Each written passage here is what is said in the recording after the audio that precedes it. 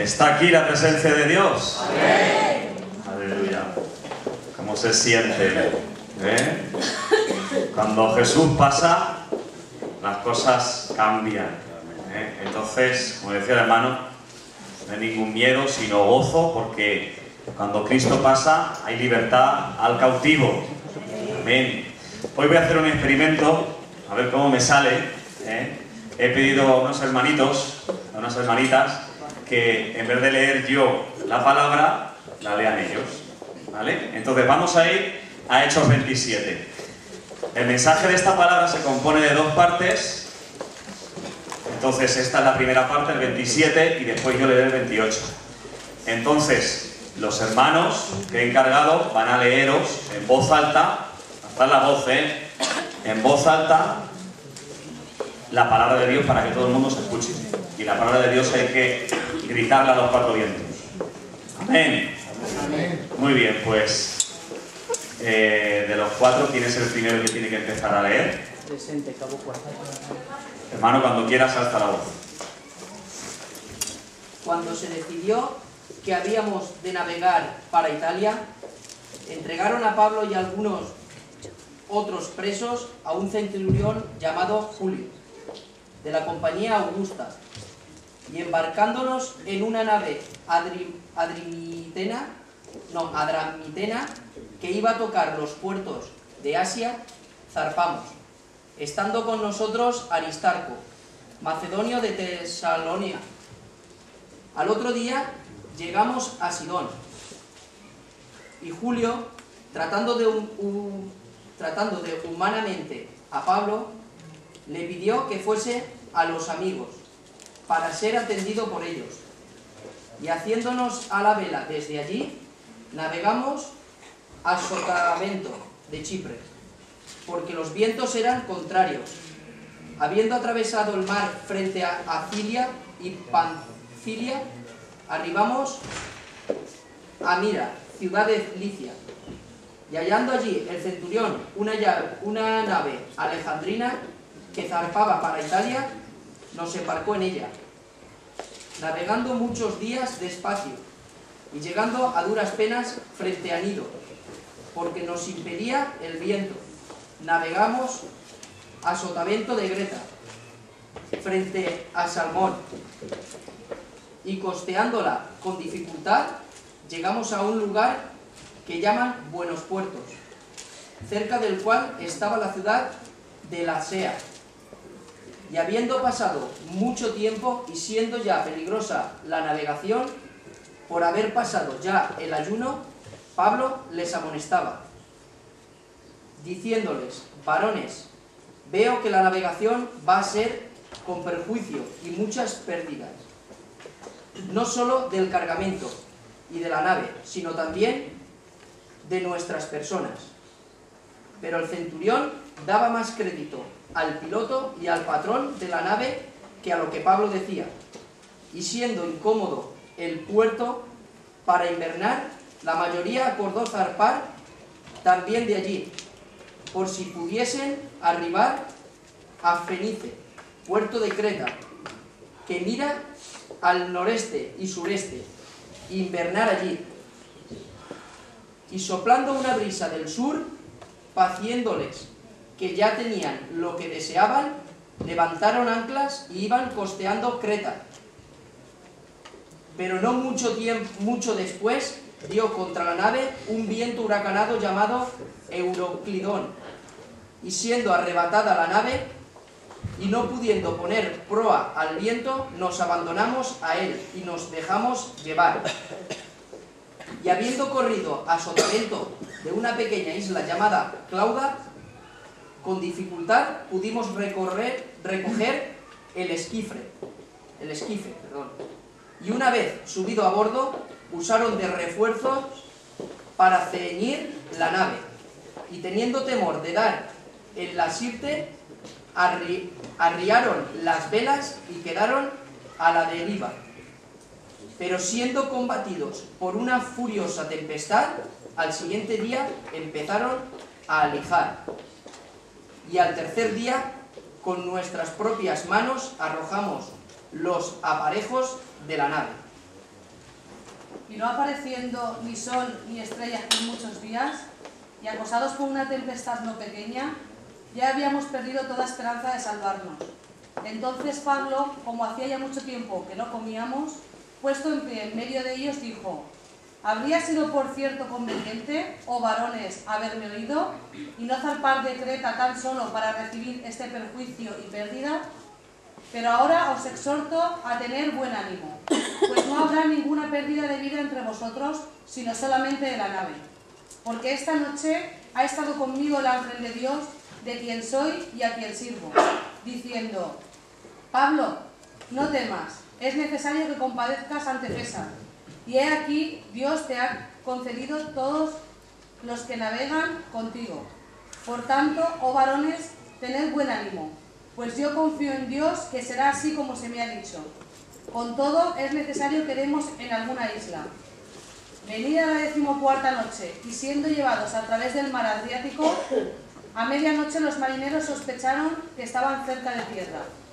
Y echando la sonda, hallaron 20 brazas. Y pasando un poco más adelante, volviendo a echar la sonda, hallaron 15 brazas. Y teniendo dar en escollos, echaron 4 anclas por la popa y ansiaban que se hiciera de día. Este es el último, ese versículo es el último, ¿vale? ¿Este? Sí, ese es el 30. Entonces los marineros procuraron huir de la nave y echaron el esquife al mar. Aparentaban como que querían largar las anclas de proa. Amén. Quería que lo leyeseis todos para que os metiésemos todos en situación. Nos cuenta la travesía del apóstol Pablo, de cómo sale con una misión de parte de Dios. Dios le encomienda una misión a Pablo, le dice: tienes que ir a Roma a predicar, tienes que ir y testificar de mí. Amén. Es en la voluntad de Dios, es en esa salida, que es una salida de parte de Dios y no humana, sino por voluntad de Dios. Entonces, estamos viendo como, habéis estado escuchando, como una vez tras otra hay naufragio, hay tempestad, se levantan vientos contrarios, como dice, y empieza a hacer una navegación mala, una navegación que Pablo puede empezar a preguntarse: bueno, Señor, tú no eres el que me has enviado. Sin embargo, dice que navegaban con dificultad, pero que continuaban remando, que continuaban luchando en contra de ese viento y en contra de esas olas. Al final del todo, de este pasaje, no he querido leerlo todo, pero os cuento que al final de todos estos percances que el apóstol Pablo tiene en busca de la misión de Dios, que Dios le ha dicho, en busca de esa misión, al final acaba en naufragio, con la posterior llegada a una isla llamada Malta, una isla que no había sido cristianizada, una isla apartada, una isla donde se hablaba el bárbaro, donde estaban lejos de Dios. Y al final se llegó a esta isla, pero tuvo que ser a través de ese naufragio. Hermano y hermana, hay naufragios de parte de Dios y naufragios que nos buscamos nosotros. Este naufragio, yo entiendo que es de parte de Dios. Yo entiendo este naufragio y esta pérdida y este tiempo de problemas como un tiempo de parte de Dios. Pero hay pérdidas, hay naufragios como el de Jonás. Hay naufragios como el de Pablo y naufragios como el de Jonás. Hay una diferencia. Hay una diferencia entre el naufragio de Pablo y el naufragio de Jonás. Como bien sabéis, Dios le dijo a Jonás que tenía que ir a Nínive a predicar la palabra. Y Jonás, en desobediencia, sin querer ir a predicar la palabra, el barco comenzó a pasarle las mismas cosas que aquí ocurrían. Pero eso es en la voluntad del hombre, esa es la consecuencia de la desobediencia de Dios. Entonces hay mucha gente que dice: bueno, Dios me ha mandado este mal. Es Dios quien está permitiendo este dolor y quien está permitiendo estos vientos contrarios. Pero permíteme decirte una cosa: si no es en la voluntad de Dios, estás como Jonás. En la voluntad tuya, en la que ese naufragio es culpa tuya. Yo no estoy hablando de ese naufragio, no estoy hablando de esa circunstancia. Estoy hablando de la circunstancia de, no sé si a ti te pasa como a mí, pero que estás sirviendo a Dios y estás buscando a Dios y estás en el propósito de Dios, pero sin embargo hay vientos contrarios. En esos vientos contrarios nos empezamos a preguntar dónde está Dios. Yo me imagino que Pablo también estaría preguntándose lo mismo. Señor, ¿eres tú el que me has enviado a Roma? ¿Por qué este viento contrario? ¿Por qué después de una tempestad viene un huracán? Entonces empezamos a leer cómo viene un viento huracanado que se llama Euroclidón. Ese viento huracanado, lo que pasó con ese viento que produjo en el barco, produjo falta de hambre, no comían. Durante 14 días estuvieron sin comer. Durante 14 días estuvieron, dice que a oscuras, no salía ni el sol ni las estrellas, y para un navegante es importantísimo que hayan estrellas porque si no, no se pueden guiar, ¿verdad? Entonces, en medio de todas esa circunstancia, dice que la gente empezó a decir que estaban desesperanzados. Yo no sé si tu situación es esta, de que estás buscando a Dios, de que estás en el Señor, de que estás clamando a Dios, pero ves que hay unos vientos contrarios. Se ha levantado ese Euroclidón y está remetiendo con fuerza sobre tu vida, con fuerza sobre la economía, sobre la salud, sobre tu estado de ánimo, y a lo mejor te encuentras igual que se encontraban estos marineros y se encontraban Pablo. Dice que perdieron toda esperanza.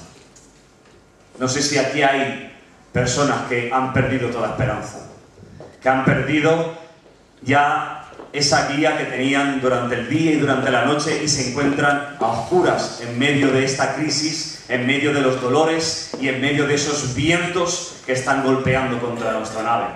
No sé si ese es tu caso. Yo estoy experimentando un viento huracanado en mi vida. Es algo tremendo por lo que creo que Dios me está haciendo pasar. Es algo fuerte, de donde yo creo que Dios tiene que sacar lo mejor de mí y también sacar lo peor de mí. Esos vientos vienen a nuestra vida para sacar, para quitar de nosotros lo que está estorbando a la gloria de Dios. Dice la palabra que al final del viaje llegaron a una isla, a la isla de Malta. Sabes, hay muchas islas aún que nos quedan por conquistar en nuestra vida. Aún hay escollos, aún hay islas, hay rincones en el alma donde la gloria de Dios no ha entrado. Y mientras esa gloria de Dios no esté invadiendo todo el cuerpo de Cristo, no podemos estar dando las manifestaciones del Espíritu Santo. No puede estar habiendo gloria mientras existan islas. Toda isla tiene que ser llena del Espíritu Santo de Dios. Amén. Entonces, ese viento yo entiendo que es de parte de Dios. Ese huracán entiendo que es de parte de Dios. Escuchaba a un hermano que decía que la palabra Getsemaní, que fue donde Cristo, sabéis cómo sufrió en Getsemaní, el significado de Getsemaní es prensa, una prensa, ¿vale? Y esa prensa sirve para que el hueso de la oliva, cogerlo y aplastarlo de tal forma que cuando sale el jugo de ese hueso machacado en esa prensa, es el aceite más refinado, lo más bueno del aceite. Entonces creo que a veces Dios nos permite este viento huracanado, ese Euroclidón, para que podamos estar dentro de su presencia, para que podamos dar lo mejor de nosotros. Estoy sintiendo esos vientos en mi vida, pero creo, como dice la palabra, que, como dijo Pablo en la palabra, dice, versículo 34 que hemos leído, ni un cabello de tu cabeza morirá si permaneces en el barco. Iglesia, el lugar donde tienes que estar es aquí. Esos vientos huracanados que te están diciendo que tienes que hacer, saltar de la embarcación. Pero yo te digo que permanezcas porque es en Cristo donde hay salvación. Fuera del barco, donde lo que iba a haber es muerte. Entonces, iglesia, tu lugar es dentro de la nave. No te salgas de la nave. Sigue en la nave que es Jesucristo. Toma fuerza porque ese viento huracanado no va a poder contra la nave de Jesucristo. Vas a poder vencer en medio de esas tormentas, vas a poder echar fuera todos esos temores cuando estás dentro de la nave. No salgas de la nave si estás pensando como esos marineros de abandonarlo todo. No es de Dios que salgas, no es de Dios que salgas huyendo. Es de Dios que sigas luchando, que sigas batallando. 276 personas estaban dentro de ese barco. Las 276 personas se salvaron. Y como dijo